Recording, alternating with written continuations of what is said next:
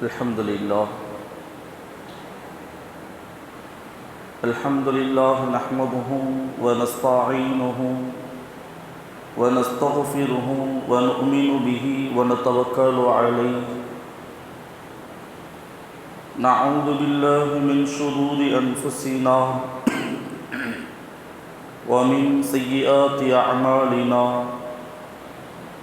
Man yahdihillahu fala mudilla lahu ومن يضلله فلا هادي له ونشهد أن لا إله إلا الله وأشهد أن محمدا عبده ورسوله أما بعد فقد قال الله تعالى في القرآن العظيم أعوذ بالله من الشيطان الرجيم بسم الله الرحمن الرحيم وَكَانَ الْإِنسَانُ ظَلُومًا جَهُولًا صدق الله العليم.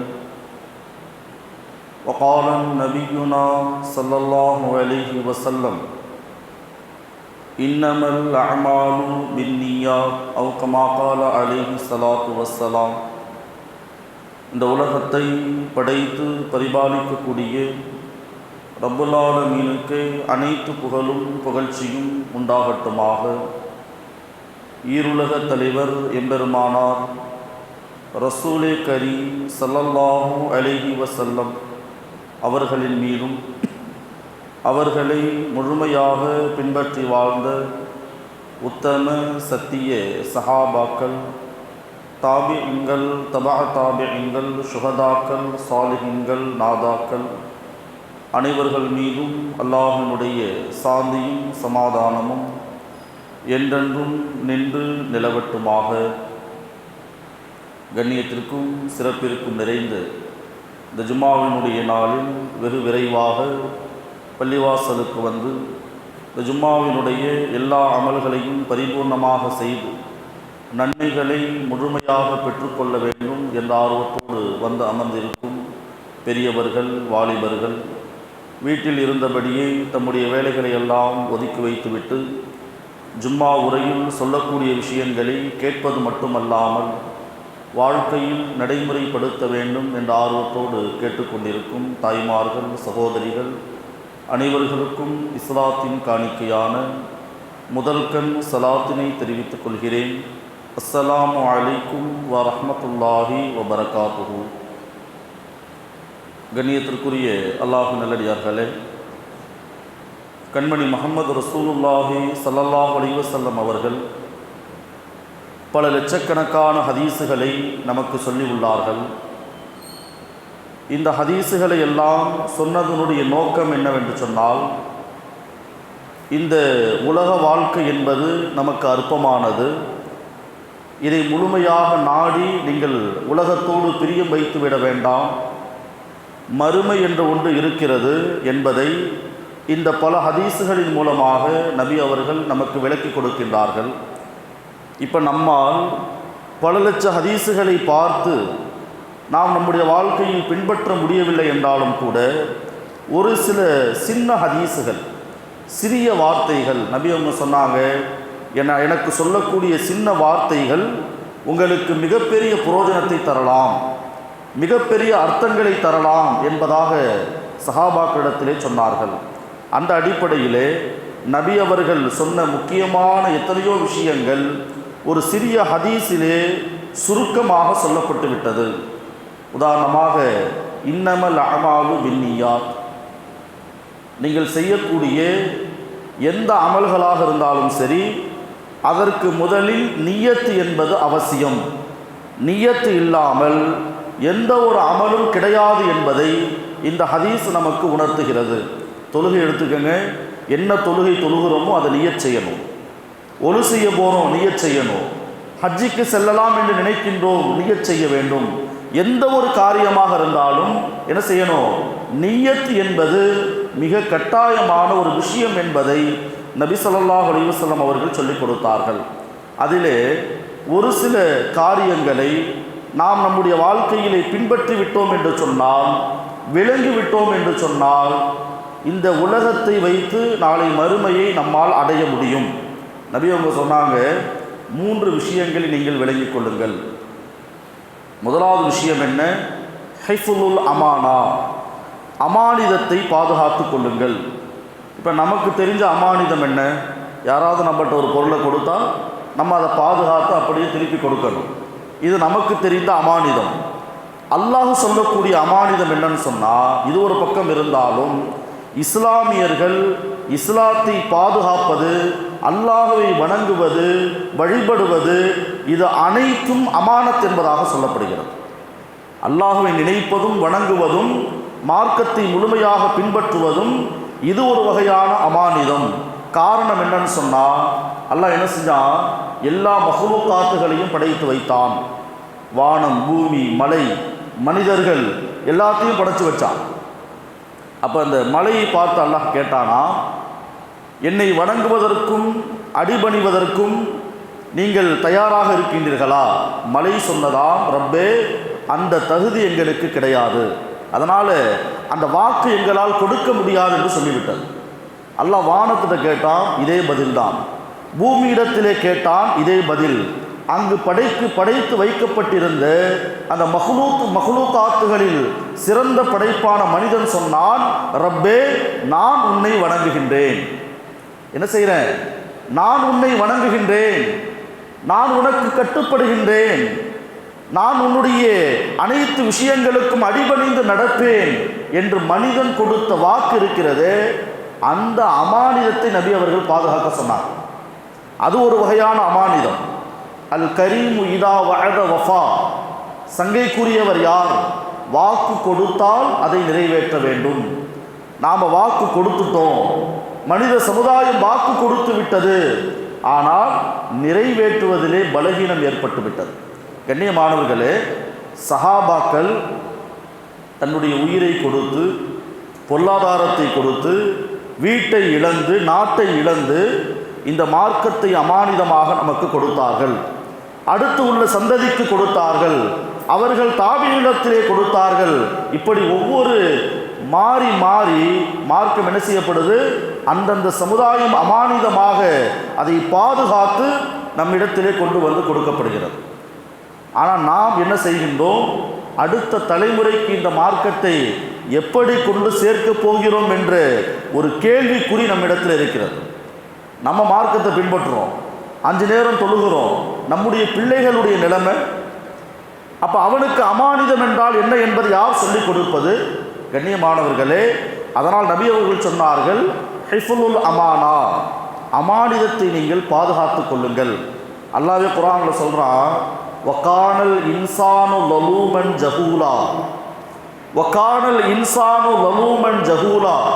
இந்த மனிதன் இருக்கிறானே, இவன் அநியாயக்காரன் அல்லாஹ்வே சொல்கிறான். அல்லாஹ்வுக்கு தெரியும் இவன் எப்படிப்பட்டவன். இன்றைக்கி ஒரு பேச்சு பேசுவான், நாளைக்கு மாற்றி பேசுவான். இதுவெல்லாம் படைத்த ரப்புவுக்கு தெரியும். இருந்தாலும் கூட இந்த மனிதன் கொடுத்த வாக்கு என்ன? ரப்பே உனக்கு நான் கட்டுப்பட்டு நடப்பேன், உனக்கு சுஜூது செய்வேன், உன்னை நான் வணங்குவேன். அந்த வாக்கை நாம் என்ன செய்யணும்?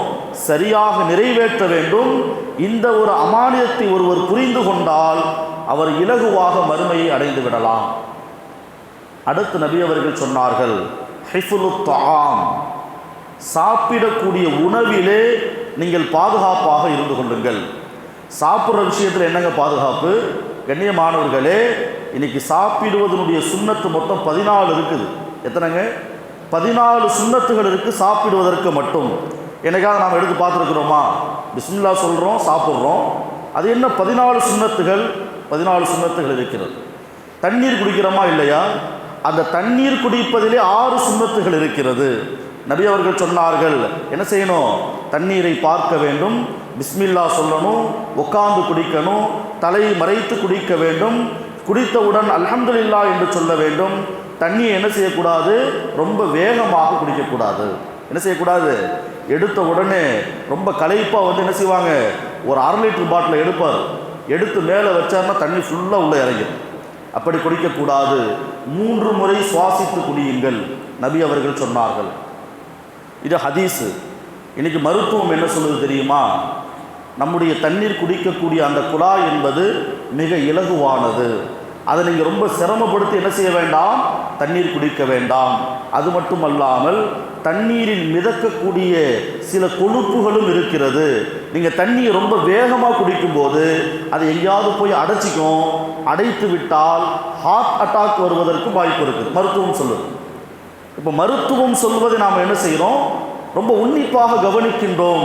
ஆனால் 1400 வருடங்களுக்கு முன்பாக நபி அவங்க சொன்னாங்க, நீங்கள் உட்கார்ந்து தண்ணி குடிங்க, வலது கையால் குடிங்க, இப்படித்தான் சாப்பிடணும், இப்படித்தான் தூங்க வேண்டும், அனைத்து சுன்னத்துகளும் சொல்லப்பட்டது.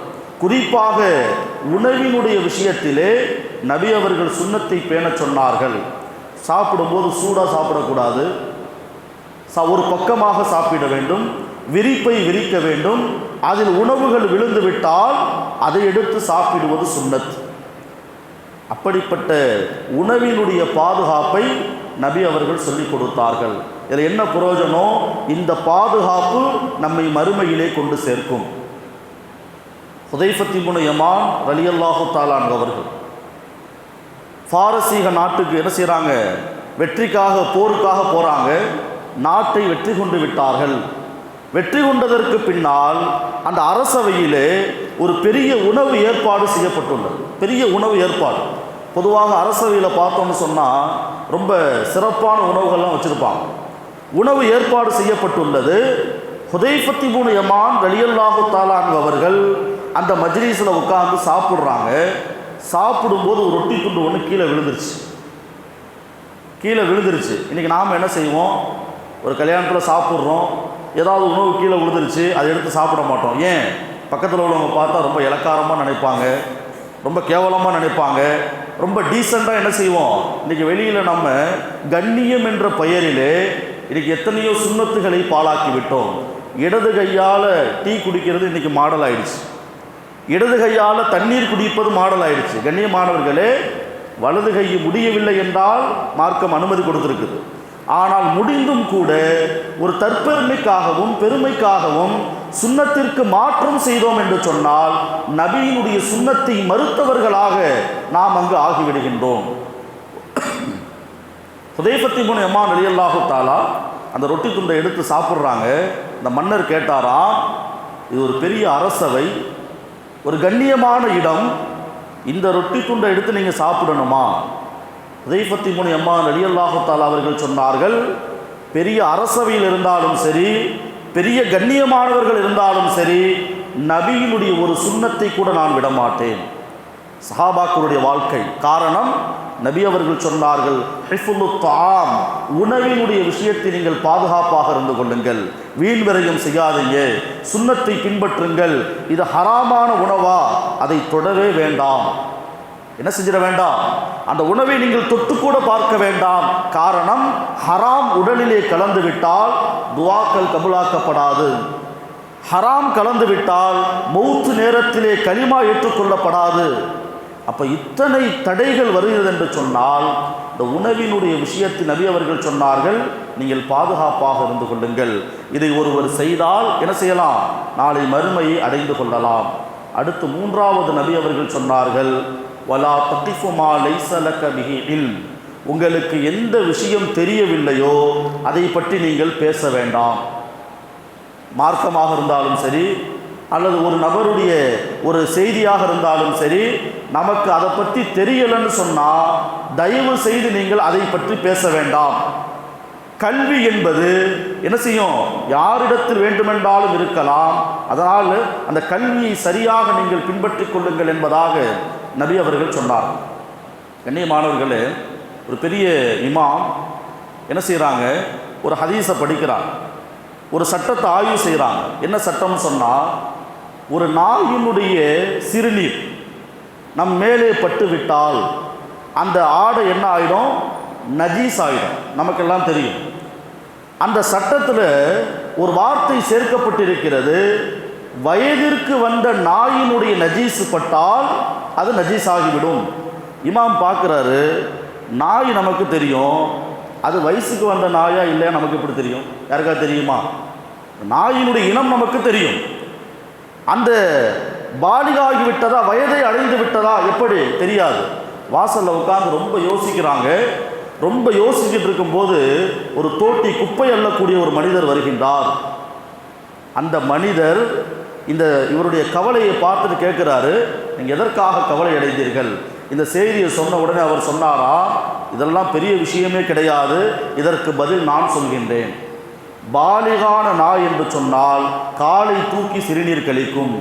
பாலிக ஆகவில்லை என்று சொன்னால், வயதிற்கு வரவில்லை என்று சொன்னால், அது உட்கார்ந்த வண்ணமாக சிறுநீர் கழிக்கும்.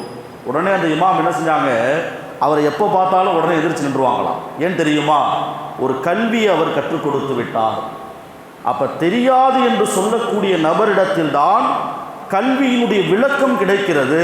அதே போன்று யாரிடத்தில் வேண்டுமென்றாலும் கல்வியை பெற்றுக்கொள்ளலாம். அவர் தோட்டியாக இருந்தாலும் சரி, குப்பல்றவங்களாக இருந்தாலும் சரி, அல்லது நம்மை விட சிறிய வயதுடையவர்களாக இருந்தாலும் சரி, கல்விக்கு வயது வரம்புகள் கிடையாது என்பதை நபி அவர்கள் தெளிவுபடுத்தினார்கள். அதே போன்று உங்களுக்கு தெரியாத விஷயத்தை என்ன செய்ய வேண்டாம், நீங்கள் யாரிடத்திலும் பேச வேண்டாம். அப்போ இந்த 3 விஷயத்தை யார் தன்னுடைய வாழ்க்கையிலே கொண்டு வருகின்றாரோ அவருக்கு மறுமை கிடைப்பது என்பது ஒரு இலகுவான காரியம் என்பதை கண்மணி முஹம்மது ரசூலுல்லாஹி ஸல்லல்லாஹு அலைஹி வஸல்லம் அவர்கள் சொல்லிவிட்டார். கண்ணியமானவர்களே, ஒரு சிறிய உதாரணம் சொல்ல வேண்டும் என்று சொன்னால், இன்றைக்கு ஹதீஸுகள், குர்ஆனுடைய ஆயத்துகள் எல்லாம் ஒரு பக்கம், ஒரு சுருக்கமாக விளங்க வைக்கக்கூடிய ஒரு கட்டாயத்திலே நாம் எல்லாம் இருக்கிறோம். என்ன காரணம்? ஜும்மா பயான் ஆரம்பிக்கும் போது யாருமே இருக்க மாட்டேங்கிறாங்க. பயானுக்கு இடையில வருவாங்க. அப்போ என்ன பேசுகிறோன்னு அவங்களுக்கு புரியாது, என்ன விஷயம் சொல்கிறோன்னும் புரியாது. அதனால் பயானுடைய முடிவில் ஏதாவது ஒரு விளக்கத்தை சொல்லி என்ன செய்ய வேண்டியிருக்கு, இந்த மார்க்கத்தை புரிய வைக்கக்கூடிய கட்டாயத்தில் இருக்கின்றோம். இந்த உலகம் என்பது எப்படிப்பட்டது என்று சொன்னால், ஒரு மனிதன் காட்டுக்கு போகிறார். ஒரு காட்டுக்கு போகிறாரு. போனால் சிங்கம் ஒன்று வேகமாக துரத்துது. என்ன செய்வாங்க? ஓடுவார். ஓடிக்கிட்டே இருக்கிறாரு. ஓடி ஒரு கிணறு ஒன்று இருக்கிறது. அந்த கிணற்றிலே குதிக்கலாம் என்று கைத்தை பிடிச்சு கீழே பார்த்தா ஒரே பாம்புகள் எல்லாம் நிறைந்திருக்கிறது. சரி, இங்கே பாம்பு இருக்குது, மறுபடியும் மேலே வந்துடலாம். சிங்கம் ஒரு பக்கம் உட்கார்ந்து கொண்டிருக்கிறது. அப்புறம் கொஞ்சம் மேலே பார்க்குறாரு. அந்த கயிறை ஒரு எலி என்ன செய்யுது, கொஞ்சம் கொஞ்சமாக கடிச்சிக்கிட்டே உட்காந்துருக்கு. கொஞ்சம் கொஞ்சமாக கடிச்சிக்கிட்டே உட்காந்துருக்கு. அப்போ என்ன செய்ய முடியாது, எந்த ஒன்றுமே செய்ய முடியாது. ஆனால் பக்கத்தில் பார்த்தா ஒரு அழகான தேன் கூடு இருக்கிறது. சுவையான தேன். சுவையான தேன். ஒரு சாப்பிடுவாரா? மேலே போனால் சிங்கம் கடிச்சிடும், கீழே விழுந்தால் கிணத்துல பாம்பெல்லாம் இருக்குது. ஒரு பக்கம் கயிறை என்ன செய்யுது, எலி அறுத்துக்கிட்டே இருக்குது. இதுக்கு விளக்கம் என்னன்னு சொன்னால், துன்யா என்ற சிங்கம் ஒரு பக்கம் துரத்த, கபூர் என்ற வேதனை பாம்புகளாலும் விஷஜந்துக்களாலும் நிறைந்திருக்க, இந்த கயிறை எப்படி எலி கொஞ்சம் கொஞ்சமாக கட் பண்ணுதோ அதே மாதிரி நம்ம வயசு கொஞ்சம் கொஞ்சமாக என்ன செய்யுது, முடிந்து கொண்டே இருக்கிறது. வளர்ச்சி அல்ல, முடியுது. 60 வயசில் 40 வயசு போயிடுச்சு, இன்னும் 20 தான் இருக்குது. அப்போ வயதுகள் குறைந்து கொண்டே இருக்கிறது. அந்த கொஞ்சோண்டு தேன் இருந்துச்சா இல்லையா, அதுதான் உலகம், துன்யா. எப்படி அதை சுவைப்பதற்கு மனம் வராதோ அதே போன்று தான் நபி அவர்கள் சொன்னார்கள், இந்த உலகம் உங்களுக்கு ஒரு சுவையை காட்டும். நீங்கள் கபரை நினைத்து கொள்ளுங்கள், உங்களுடைய வயதை நினைத்து கொள்ளுங்கள், நாளை மறுமையை நினைத்து கொள்ளுங்கள். அதை நினைத்தீர்கள் என்று சொன்னால் இந்த உலகம் என்பது ஒரு அற்பமானதாக மாறிவிடும். மறுமை என்பது சிறப்பிற்குரியதாக உங்களுக்கு தெரியும் என்பதை கண்மணி முஹம்மது ரசூலுல்லாஹி ஸல்லல்லாஹு அலைஹி வஸல்லம் அவர்கள் தெளிவுபடுத்தினார். கண்ணியமானவர்களே, அதனால் நாம் செய்யக்கூடிய எந்த காரியமாக இருந்தாலும் அதில் நியத் முதலில் வைக்க வேண்டும். அடுத்ததாக அமானிதத்தை, இஸ்லாம் என்ற இந்த அமானிதத்தை முழுமையாக நாம் பாதுகாத்து அடுத்த தலைமுறைக்கு கொடுக்க வேண்டும். ஹிஃபுலுத் ஆம், உணவினுடைய விஷயத்திலே சுன்னத்துகளை நாம் பின்பற்ற வேண்டும். நபி அவர்களுடைய வழிமுறையை நாம் பாதுகாக்க வேண்டும். மூன்றாவது, நமக்கு எந்த ஒரு விஷயம் தெரியாதோ அதை பற்றி மீடியாக்களிலும் பேசக்கூடாது, அடுத்தவரிடத்திலும் பேசக்கூடாது. எனக்கு தெரியவில்லை என்று சொல்வதற்கு மிகப்பெரிய ஒரு கல்வி தரம் என்பதை நபி அவர்கள் உணர்த்தினார்கள். ஆகையினால் இந்த உலகம் அற்பமானது என்பதை விளங்கி கொண்டு மறுமைக்கு தேவையான அனைத்து விஷயங்களையும் இந்த உலகத்திலே தயார் செய்து வாழக்கூடிய நல் மக்களாக அல்லாஹ் உங்களையும் என்னையும் ஆக்கி அருள்வானாக. வாஹிரு தஅவானா அனில் ஹம்துலில்லாஹி ரப்பில் ஆலமீன்.